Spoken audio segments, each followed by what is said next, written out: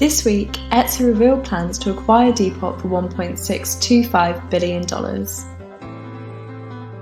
The US online marketplace app Etsy, primarily known for vintage and handmade crafts, is acquiring the UK fashion resale app Depop in a bid to widen its consumer base and tap into the Gen Z demographic. Etsy will be acquiring 100% of Depop's share capital in exchange for $1.625 billion. The deal, which will be financed by cash, is expected to close in the third quarter of 2021 and will be subject to US and UK antitrust review. Post-acquisition, Depop will continue to operate as a standalone business and will retain its existing offices and management.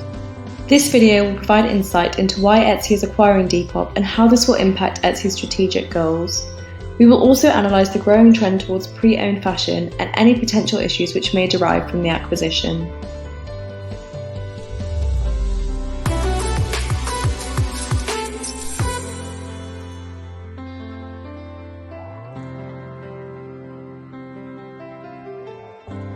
Depop, founded in 2011 by Simon Beckerman, has been successful with young consumers.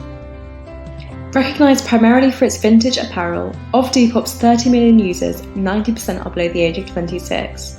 In light of this, recent findings saw Depop become the US's 10th most visited shopping site for Generation Z. Etsy's demographic is markedly different, the average user being 39.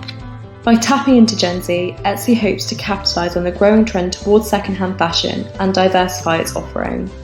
However, Depop's organic growth, especially over the last year, is another factor contributing to Etsy's acquisition.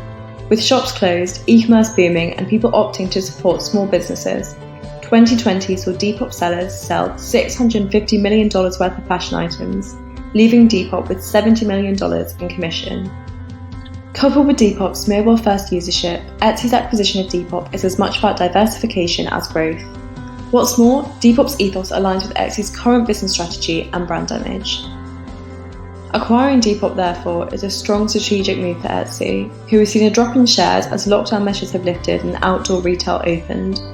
Through Depop's wider consumer offering and recent growth, this acquisition can reduce potential exposure. Fundamentally, Depop and Etsy share DNA. They both employ a two-sided marketplace model and are committed to supporting creative entrepreneurs, developing human connection in commerce, and building marketplace trust. For Rachel Glazer, Etsy's CFO, Depop's strategic appeal lies in its loyal and engaged customer base and clear path for geographical expansion, which will facilitate the extension of Etsy's apparel sector, currently valued at $1 billion.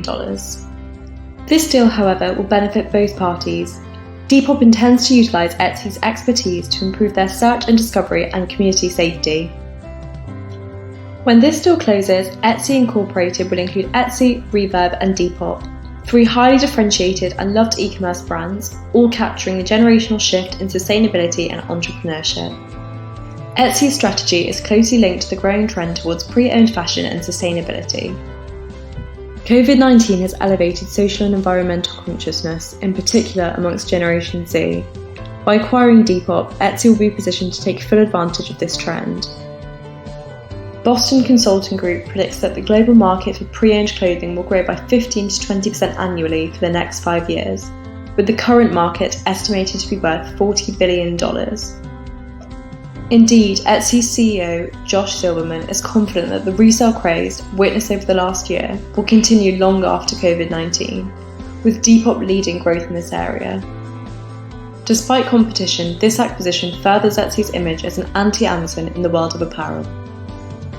Silverman acknowledges this. Speaking about antitrust concerns, he claims that Etsy aligns with where all regulatory authorities want to go, insofar that it helps individuals and smaller businesses compete with Amazon in the online marketplace.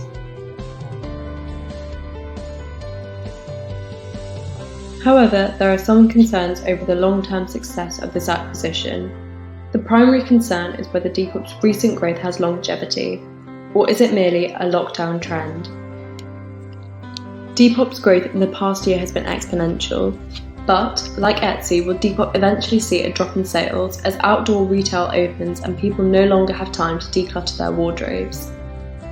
In spite of this concern, it seems Etsy's primary interest is in accessing Generation Z, the generation driving the pre-owned fashion trend at the moment. However, it is also worth considering whether the pre-owned fashion industry is becoming saturated. As consumers flock to vintage for lower prices, the long-term sustainability of Depop's growth model may be compromised. To sum up, Etsy is acquiring Depop to increase its consumer base, diversify its strategy, and capitalise on the growing trend towards sustainable fashion. Thank you for watching this video, and please like, comment and subscribe for more content like this.